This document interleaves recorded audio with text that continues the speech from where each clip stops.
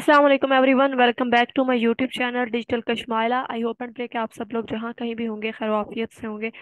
आज हम पढ़ेंगे experimental psychology course code PSY 402 का lecture 11, ethics in experiments, welfare of human subjects. हमने लेक्चर 10 में भी एथिक्स इन एक्सपेरिमेंट्स को ही स्टडी किया था, तो बहुत सारी चीज़ें ऐसी हैं जो कि इस लेक्चर में रिपीट हो रही हैं, तो ज़्यादा कोई मुश्किल नहीं है। वेलफेयर ऑफ ह्यूमन सब्जेक्ट्स में बात हो रही है कि welfare is assured through many steps to abide by the principles of beneficence. Beneficence हमने पिछले लेक्चर में भी स्टडी किया था, और यहाँ पर बात हो रही है कि जो वेलफेयर है इसका मकसद ये होता है कि आप किस तरह बेनिफिशिएंट्स के प्रिंसिपल्स को के बहुत सारे स्टेप्स को मतलब एश्योर करवाते हैं अपनी रिसर्च में। किस तरह बेनिफिशिएंट्स के प्रिंसिपल को अप्लाई किया जाता है, और बहुत सारे इस तरह के रिसर्चेज में कोशिश की जाती है कि जो भी आपका पार्टिसिपेंट है उसको कम से कम नुकसान पहुंचाया जाए। स्टैंडर्ड 3.04 अवॉइडिंग हार्म है, इसको हम स्टडी करते हैं कि psychologist take reasonable steps to avoid harming their clients, patients, students, supervisors, research participants, organised clients and other. Psychologist ये कोशिश करते हैं कि वो अपने क्लाइंट्स को, अपने स्टूडेंट्स को, सुपरवाइजर को या रिसर्च पार्टिसिपेंट्स को, ऑर्गेनाइजेशनल क्लाइंट्स को एंड अदर्स को जो उनको हार्म हो रहा है उससे बचे, मतलब उन्हें किसी किस्म का हार्म रिसर्च में ना दें। और अगर अगर उन्हें लगता है कि ये मतलब वो खत्म बिल्कुल नहीं कर सकते इस हार्म को, तो then minimise harm where it is foreseeable and unavoidable. तो कोशिश करते हैं कि जितना कम से कम हो सके। Psychologist don't participate in facilitate, assist और otherwise engage in torture. Psychologist किसी भी किस्म के टॉर्चर में पार्टिसिपेट नहीं करते, फैसिलिटेट नहीं करते, किसी और को असिस्ट नहीं करते या इंगेज नहीं करते। जैसे अगर किसी को पता चलता है कि आप साइकोलॉजिस्ट हैं, तो कोई भी पुलिसमैन या कोई अगर आपसे ये क्वेश्चन करता है कि जरा बताएं लोगों को किस तरह डराया जा सकता है, किस तरह लोगों पे मतलब उन्हें जाकर कोई काम करवाया जा सकता है या स्ट्रेस में लाके, तो आप इस किसी किस्म के as a psychologist ethical rules को फॉलो करते हुए आप इस तरह की स्टेटमेंट नहीं दे सकते जो कि किसी को टॉर्चर करने के लिए यूज हो। अब यहाँ पर 3.04 एक्ट के तहत ये पूछा गया कि टॉर्चर को डिफाइन करें। टॉर्चर किस किस्म के टॉर्चर की बात हो रही है, तो मतलब जिस ऐसा अमल या ऐसी रिसर्च जिसमें किसी भी पार्टिसिपेंट को या किसी भी ह्यूमन को या एनिमल को पेन हो, या वो फिजिकल या मेंटल पेन हो, या उसे इंटेंशनली कुछ ना कुछ स्ट्रेस दिया जा रहा हो और उसके बिहेवियर को डिग्रेड किया जा रहा हो। ये तो वो तमाम चीज़ें हैं, और इसके अलावा भी बहुत सी जो कि टॉर्चर में इंक्लूड होती हैं। Ethical issues in context, welfare of human subjects. Imagine you are a psychologist interested in determining to what extent depressive feelings influence how people remember. आप इमेजिन करें कि आप साइकोलॉजिस्ट हैं, तो आपको ये डिटरमाइन करना है कि जो डिप्रेसिव फीलिंग्स होती हैं वो किस तरह इन्फ्लुएंस करती हैं के लोगों की मेमोरी पे। यहाँ पर एक बहुत इंपॉर्टेंट रीज़न ये जो टॉपिक स्टडी किया गया वो ये था कि जो डिप्रेशन या इमोशनल प्रॉब्लम्स होते हैं कॉलेज स्टूडेंट्स के साथ, वो किस तरह उनकी मेमोरी पे अफेक्ट करते हैं, और ये प्रॉब्लम किस तरह एकेडमिक परफॉर्मेंसेस पे अफेक्ट करता है। और इन्होंने डिसाइड किया कि कंट्रोल लेबोरेटरी एक्सपेरिमेंट हेल्ड किया जाए जिसके अंदर डिप्रेशन और मेमोरी के इफेक्ट्स को डिटरमाइन किया जाए। और इसमें कुछ पार्टिसिपेंट्स को जो कि डिप्रेस्ड थे उनको शामिल किया गया, और उनकी मेमोरी को कंपेयर किया गया दूसरे पार्टिसिपेंट्स के साथ जो कि डिप्रेस्ड नहीं थे।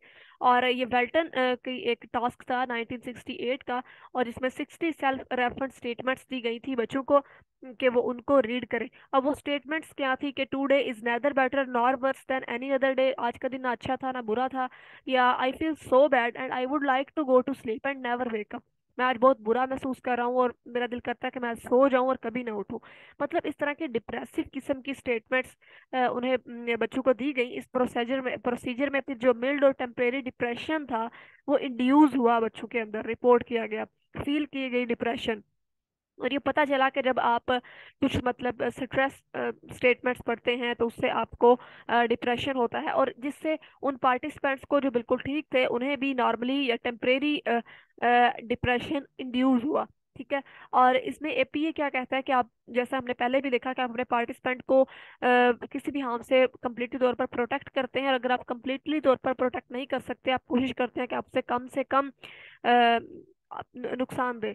और जनरल पर्पस जो होता है रिसर्च का वो अपने पार्टिसिपेंट के साथ उन्हें शेयर करें कि आपको इस तरह की स्टेटमेंट्स दी जाएंगी, और ये सब कुछ पहले उन्हें बताया जाए, उनकी मिसअंडरस्टैंडिंग्स को रिमूव किया जाए, कम्प्लीटली डिस्क्राइब किया जाए, मैनिपुलेट किया जाए।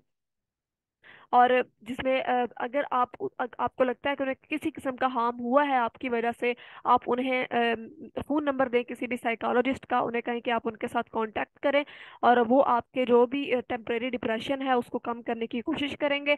और आप उन्हें ऑन द वीकली बेसिस या डेली बेसिस पे कॉल करें, उन्हें पूछें कि उनके वो अब ठीक है, क्योंकि ये हार्म आपकी रिसर्च की वजह से, आपके सच में पार्टिसिपेट करने की वजह से उन्हें हुआ है, तो ये आपकी रिस्पॉन्सिबिलिटी है एपीए के एथिकल रूल्स के तहत कि आप उनके इस हार्म को बिल्कुल माइनस करें, बिल्कुल कम करें, बिल्कुल ख़त्म करें। और आप उनसे पूछेंगे, और अगर आपको लगता है कि उन्हें किसी किस्म का रिलीफ जो है वो नहीं मिल रहा, तो आप दोबारा लेबॉर्ट्री में उन्हें बुलाएंगे, और उनके ऊपर आप उन्हें खुद ठीक करने की कोशिश करेंगे। जैसे आपने पहले उन्हें डिप्रेसिव स्टेटमेंट्स दी थी, इस तरह आप उन्हें कुछ अच्छी स्टेटमेंट्स दें जो कि उनके मूड को ठीक करें, और आप उनके हार्म्स को इस तरह रिमूव करें। ठीक है। और जो भी ये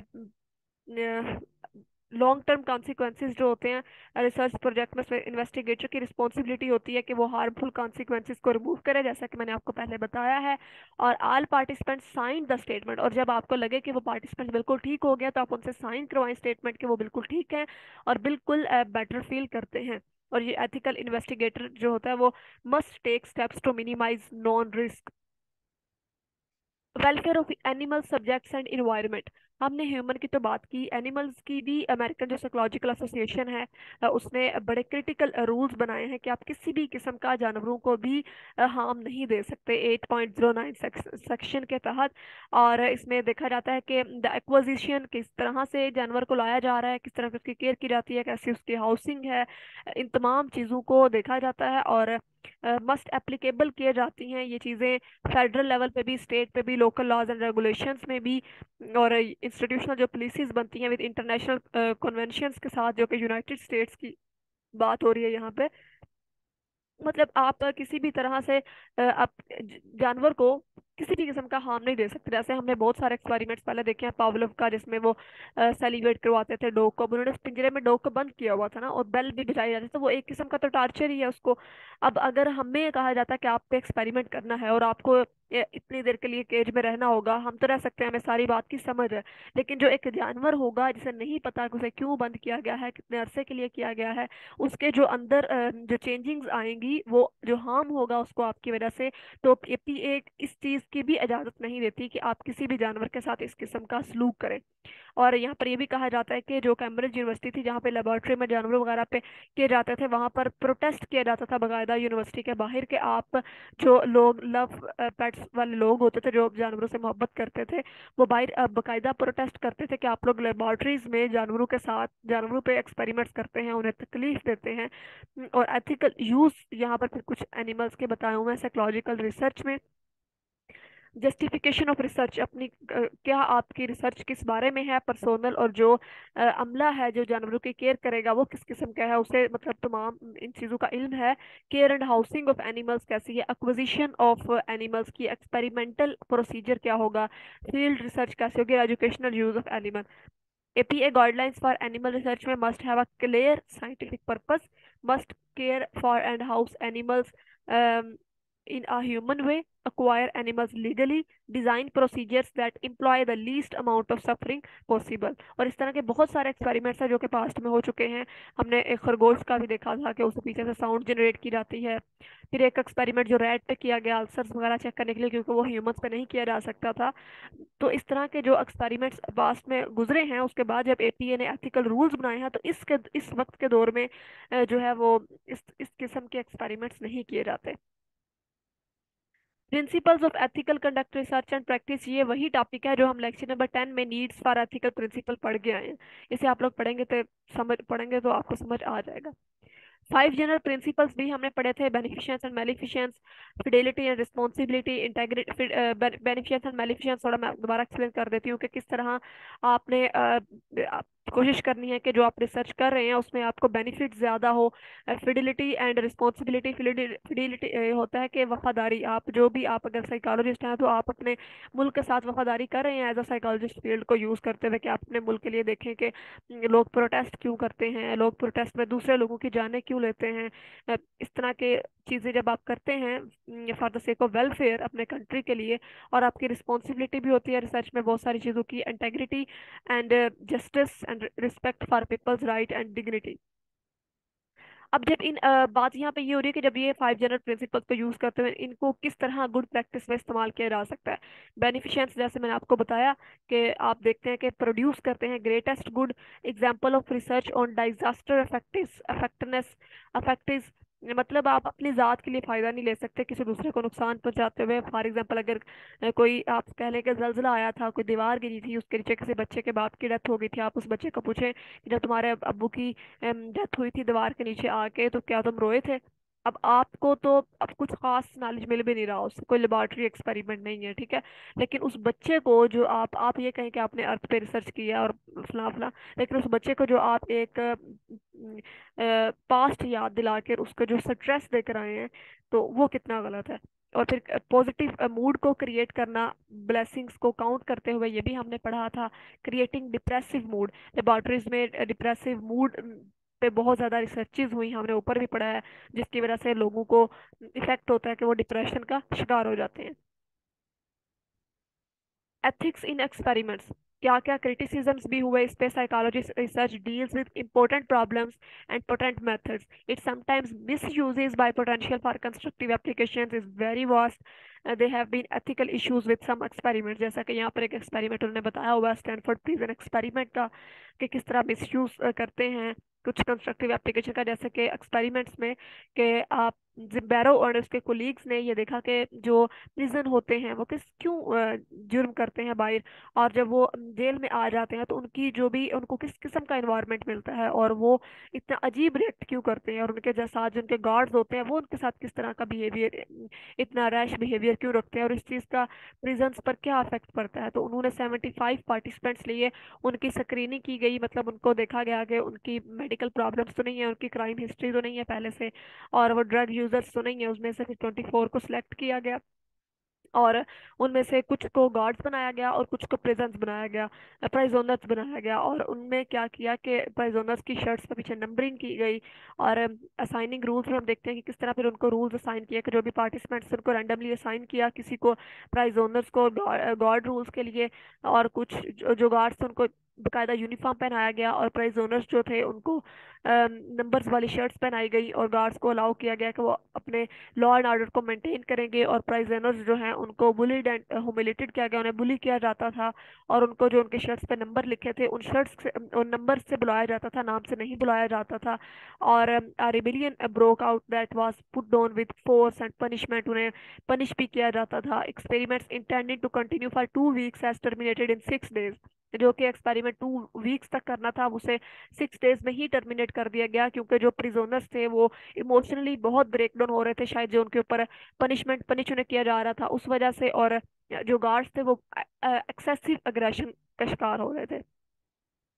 सम थ्योरेटिकल एप्लीकेशंस, मतलब कि डी इंडिविजुअलाइजेशन, उसके साथ कुछ इंसानों वाला सलूक नहीं किया जा रहा था। लर्न हेल्पलेस, बड़े वो हेल्पलेस बेयारो मददगार महसूस कर रहे थे। और पावर ऑफ सोशल रूल्स, के जो गार्ड्स को पावर थी कि वो अपने लॉज एंड को मेंटेन करें और उसको इस्तेमाल करते हुए उन्हें पनिश करते थे। Lack of ethical controls and lack of fear of God, ethical criticisms में lack of fully informed consent था, कि आपने जो भी पार्टिसिपेंट्स लिए आपने उन्हें कम्प्लीटली तौर पर अपनी रिसर्च के बारे में बताया नहीं। और साइकोलॉजिकल हार्म जिसमें एक्सपीरियंस किया गया, ह्यूमिलेशन एंड डिस्ट्रेस का शिकार हुए, डिब्रीफ किया, और उन्हें आपको reducing harm was carried out. फिर यहाँ पर कुछ कंट्रीब्यूशंस हैं कि जो प्रिजन के रूल्स थे एंड ट्रीटमेंट को उनको इम्प्रूव किया गया, मतलब जो भी जो प्रिजन्स थे अगर उन्हें उनके रूल्स को फॉलो करते हुए, अगर जो भी आपके पास पार्टिसिपेंट्स हैं जिन्हें आपने प्राइज ओनर्स के तौर पर इस्तेमाल किया, अगर वो किसी भी हार्म का शिकार हुए तो आप उनको ट्रीटमेंट को इम्प्रूव करें। American psychological association ethical guidelines जो थी वो एलाबोरेट की गई। इंस्टीट्यूशनल रिव्यू बोर्ड और एथिकल कमेटी यूनिवर्सिटीज और गवर्नमेंट एजेंसी जो थी उन्हें केयरफुली इन तमाम इस प्रपोजल को एग्जामाइन किया। 1958 में साइंटिफिक अमेरिकन पब्लिश की थी एक रिसर्च, जो कि मैंने पहले आप इसके बारे में जिक्र किया है, जिसमें अल्सर को रिसर्च करनी थी कि जब लोग स्ट्रेस में होते हैं तो वो अल्सर का शिकार हो जाते हैं। तो अब ये स्ट्रेस भी किसी इंसान को नहीं दिया जा सकता था और वो अल्सर उसका शिकार हो जाता है, ऐसा भी नहीं हो सकता था, तो उन्होंने रैट पे किया। लेकिन इसके बाद इस चीज को भी क्रिटिसाइज किया गया और आज के दौर में भी आप ऐसी रिसर्च नहीं की सकते। सॉरी, मंकीज को किया गया, रैट को नहीं। या एग्जीक्यूटिव मंकीज पे देखा गया, ये स्टडी की गई, तो उनको भी तो मतलब आपने एक किस्म का टॉर्चर किया है मंकीज को, और वो भी जानदार है। There has been a real change in the last 10 years in people talking more frequently and more openly about ethical dilemmas of all sort. Psychologist June Tangney, जो कि पीएचडी जिन्होंने की है जॉर्ज मेसन यूनिवर्सिटी से, उनका ये कहना है कि पिछले 10 सालों से जो लोग हैं या जो भी रिसर्चर्स हैं, साइकोलॉजिस्ट हैं, वो फ्रिक्वेंटली एथिकल डायलेमास का जो है वो इजहार करते हैं अपनी रिसर्चेज में। मतलब पहले ऐसा हुआ करता था, अब तकरीबन तकरीबन लास्ट 10 years से इन चीज़ों का ख्याल रखा जाता है। तो यहाँ पर ख़त्म होता है हमारा लेसन नंबर 11। इजी भी था, कंसेप्चुअल भी था। आई होप कि आप लोगों को समझ आया होगा। लास्ट में मेरी रिक्वेस्ट है कि मेरे चैनल को लाइक करें, शेयर करें, सब्सक्राइब करें। मिलते हैं इंशाल्लाह नेक्स्ट लेक्चर में। अपना बहुत सारा ख्याल रखिएगा। खुदा हाफिज़।